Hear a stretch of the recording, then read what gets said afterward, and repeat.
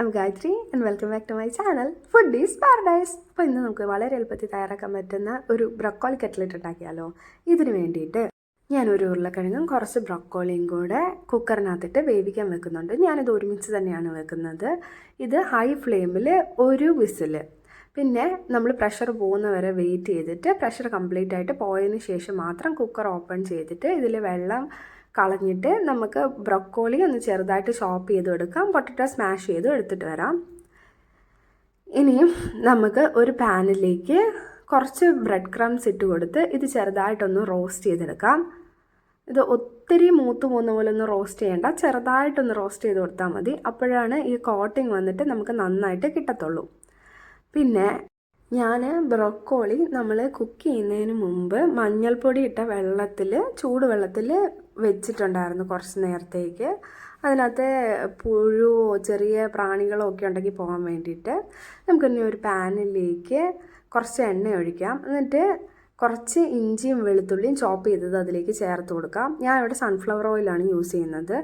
നിങ്ങൾക്ക് വേണമെങ്കിൽ ഒലിവ് ഓയിലൊക്കെ യൂസ് ചെയ്യാവുന്നതാണ്. ഇതിലേക്ക് ഞാൻ ചോപ്പ് ചെയ്ത കുറച്ച് പച്ചമുളക് കൂടെ ചേർക്കുന്നുണ്ട്. ഇതൊന്ന് മൂത്ത് കഴിയുമ്പോഴത്തേക്ക് ഞാൻ കുറച്ച് സവാളയും കൂടെ ഇതിലേക്ക് ഇടുന്നുണ്ട്. ഇനി ഇത് നമുക്ക് നല്ലതായിട്ടൊന്ന് വഴണ്ട് കിട്ടണം.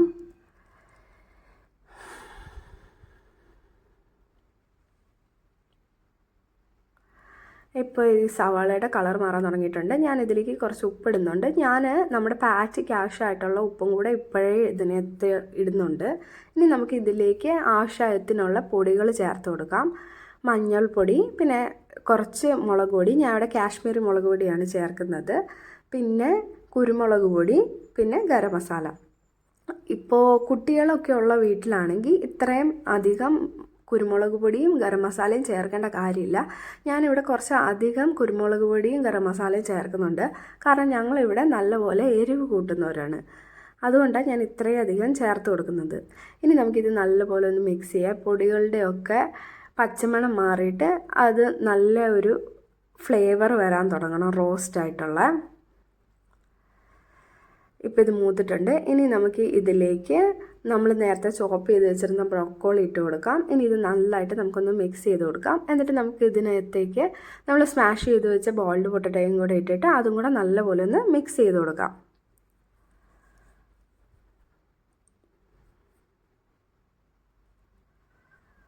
ഇത് നല്ലപോലെ മിക്സായിട്ട് ആ മസാലയൊക്കെ ഇതിലേക്ക് നല്ലപോലെ പിടിക്കണം. ഞാൻ ഇതിൻ്റെ ഇടയ്ക്ക് ഇത് ഡിപ്പ് ചെയ്യാനായിട്ടുള്ള ആ ഒരു ബാറ്റർ റെഡിയാക്കി വെച്ചിട്ടുണ്ടായിരുന്നു. അതിന് വേണ്ടിയിട്ട് ഞാൻ കുറച്ച് കോൺഫ്ലോറും പിന്നെ കുറച്ച് മൈദയും കൂടെ ഇച്ചിരി വെള്ളത്തിലൊഴിച്ച് മിക്സ് ചെയ്താണ് വെച്ചത് ഇതിൻ്റെ ബാറ്ററിന് വേണ്ടിയിട്ട്. ഇപ്പോൾ ഈ മസാലയെല്ലാം നല്ലപോലെ മിക്സായി വന്നിട്ടുണ്ട്. നമുക്കിനി ഇതിലേക്ക് കുറച്ച് ബ്രെഡ് ക്രംസ് കൂടി ഇട്ട് കൊടുക്കാം. എന്നിട്ട് ഇതൊന്നുകൂടെ നല്ലപോലെ നമുക്ക് മിക്സ് ചെയ്തെടുക്കണം. ഇത് മിക്സ് ചെയ്തെടുത്തതിന് ശേഷം നമുക്കിതൊരു പ്ലേറ്റിലോട്ട് മാറ്റി ചൂടാക്കി കഴിയുമ്പോഴത്തേക്ക് നമുക്ക് ചെറിയ ബോൾസ് ആക്കിയിട്ട് അത് കട്ട്ലറ്റിൻ്റെ ഷേപ്പിൽ ഒന്ന് പരത്തി കൊടുക്കാം.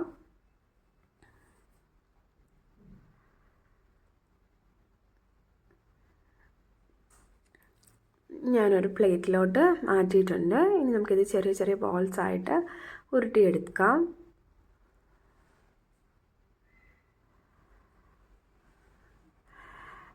കട്ട്ലറ്റ് പിന്നെ കുറച്ച് ഓവൽ ഷേപ്പിലാണല്ലോ ഇരിക്കുന്നത്, കറക്റ്റ് റൗണ്ട് ഷേപ്പ് അല്ലല്ലോ.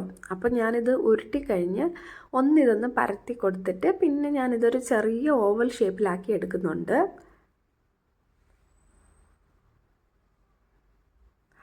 അപ്പോൾ എൻ്റെ ഒരു പാറ്റി റെഡി ആയിട്ടുണ്ട്. ഇങ്ങനെ നമുക്ക് ബാക്കി മുഴുവൻ പാറ്റിയും കൂടെ റെഡിയാക്കി എടുക്കാം.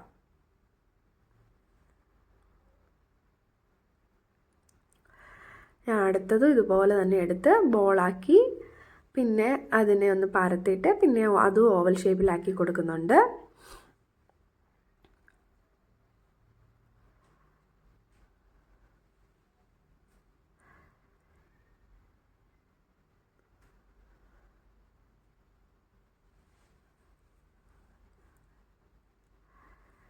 ഇപ്പോൾ എൻ്റെ പാറ്റി ഫുള്ള് റെഡി ആയിട്ടുണ്ട്. എനിക്കിവിടെ 9 പാറ്റി കിട്ടിയിട്ടുണ്ട്. ഇത് ഞാൻ നേരത്തെ ഉണ്ടാക്കി വെച്ചിരുന്ന ആ ഒരു മാവാണ്. നമുക്ക് ഒരു ഫ്രൈയിങ് പാനിലേക്ക് എണ്ണ ഒഴിച്ചു കൊടുക്കാം കട്ട്ലറ്റ് വറക്കാനുള്ള. ഞാനിവിടെ സൺഫ്ലവർ ഓയിലാണ് ഉപയോഗിക്കുന്നത്. നമുക്കിനിയും ഈ ബാറ്ററിലേക്ക് നമ്മുടെ കട്ട്ലറ്റ് മുക്കിയിട്ട് നേരത്തെ നമ്മൾ റോസ്റ്റ് ചെയ്ത് വെച്ചിരുന്ന ബ്രെഡ് ക്രംസ് വെച്ച് കോട്ട് ചെയ്ത് എണ്ണയിലേക്ക് ഇട്ട് ഫ്രൈ ചെയ്തെടുക്കാം. ഇപ്പം നിങ്ങൾ ശ്രദ്ധിക്കേണ്ട ഒരു കാര്യമുണ്ട്. ഞാനാണെങ്കിൽ എപ്പോഴും ചെയ്യുന്ന ഒരു കാര്യം എന്താണെന്ന് വെച്ചാൽ ഈ കട്ട്ലറ്റ് ഒരു തവണ കോട്ട് ചെയ്യുന്നതിന് പകരം ഡബിൾ കോട്ട് ചെയ്യുക. 2 തവണ കോട്ട് ചെയ്യുകയാണെങ്കിൽ ഈ കട്ട്ലറ്റ് ഇങ്ങനെ പൊട്ടിപ്പോകാതിരിക്കും. നമ്മൾ ഒരു തവണ മാത്രമാണ് ഇങ്ങനെ കോട്ട് ചെയ്ത് ഇടുന്നതെങ്കിൽ കട്ട്ലറ്റ് പെട്ടെന്ന് പൊട്ടിപ്പോകാനുള്ള സാധ്യത കൂടുതലാണ്. ഞാൻ ഒരു തവണ കോട്ട് ചെയ്തപ്പോൾ കുറേ തവണ വന്നിട്ട് എൻ്റെ കട്ട്ലറ്റ് പൊട്ടിപ്പോയിട്ടുണ്ട്. അതുകൊണ്ടാണ് ഞാൻ ഈ ഡബിൾ ഡിപ്പ് ചെയ്ത് കോട്ട് ചെയ്യാനായിട്ട് പറയുന്നത്. ഞാനിവിടെ അടുത്ത കട്ട്ലറ്റ് എടുത്തിട്ടുണ്ട്. ഇത് ഞാൻ ഈ ബാറ്ററിൽ മുക്കിയിട്ട് ഇതേപോലെ തന്നെ ബ്രെഡ് ക്രംസ് വെച്ച് കോട്ട് ചെയ്യുന്നുണ്ട്. ഇതിൻ്റെ എല്ലാ സൈഡിലോട്ടും നല്ലപോലെ ബ്രെഡ് ക്രംസ് ആവുന്ന പോലെ കോട്ട് ചെയ്ത് കൊടുക്കണം. ഞാനിവിടെ അടുത്ത കട്ട്ലറ്റ് എടുത്തിട്ടുണ്ട്. അതും ഞാൻ ഇതുപോലെ ബാറ്ററിൽ മുക്കിയിട്ട് ബ്രെഡ് ക്രംസിൽ നല്ലപോലെ ഒന്ന് കോട്ട് ചെയ്ത് കൊടുക്കുന്നുണ്ട്. എന്നിട്ട് വീണ്ടും ഞാനത് ബാറ്ററിൽ മുക്കി ഒരു തവണയും കൂടെ ബ്രെഡ് ക്രംസിലിട്ട് കോട്ട് ചെയ്തെടുക്കുന്നുണ്ട്. ഇങ്ങനെ നമ്മൾ ചെയ്താൽ നമ്മുടെ കട്ട്ലറ്റ് പൊട്ടിപ്പോത്തേയില്ല. അല്ലെങ്കിൽ നമ്മൾ എണ്ണയിലോട്ട് ഇടുമ്പോഴത്തേക്ക് നമ്മുടെ കട്ട്ലറ്റ് പൊട്ടിപ്പോകാനുള്ള സാധ്യത വളരെ കൂടുതലാണ്. ഇങ്ങനെ ചെയ്യുമ്പോൾ നമുക്ക് പെർഫെക്റ്റ് ആയിട്ട് നല്ല ക്രിസ്പി ആയിട്ടുള്ള ഒരു ഔട്ടർ കോട്ടിങ് കിട്ടുകയും ചെയ്യും നമ്മുടെ കട്ട്ലറ്റിന്. ഇപ്പം ഞാൻ അടുത്ത കട്ട്ലറ്റും കൂടെ എണ്ണയിലേക്ക് ഇട്ട് കൊടുക്കുന്നുണ്ട്. ഞാനിപ്പം മൊത്തം 4 കട്ട്ലറ്റാണ് ഇട്ട് കൊടുത്തിരിക്കുന്നത്. ഇതിൻ്റെ ഒരു സൈഡ് ബ്രൗൺ ആകുമ്പോഴത്തേക്ക് നമുക്ക് തിരിച്ചിട്ടിട്ട് അടുത്ത സൈഡും കൂടെ ഗോൾഡൻ ബ്രൗൺ ആക്കി എടുക്കണം. എന്നിട്ട് നമുക്കിത് കോരി മാറ്റാം. എപ്പോഴും തീ മീഡിയം ഫ്ലെയിമിൽ വെച്ചിട്ട് വേണം നമ്മൾ ഫ്രൈ ചെയ്യാനായിട്ട്. ഇപ്പോൾ ഇതിൻ്റെ ഒരു സൈഡ് ബ്രൗൺ ആയിട്ടുണ്ട്. ഇനി ഞാനിത് മറിച്ചിടാൻ പോവാണ്. നമുക്ക് മറിച്ചിട്ടിട്ട് അടുത്ത സൈഡും കൂടെ ബ്രൗൺ ആവുന്നവരെ വെയിറ്റ് ചെയ്യാം.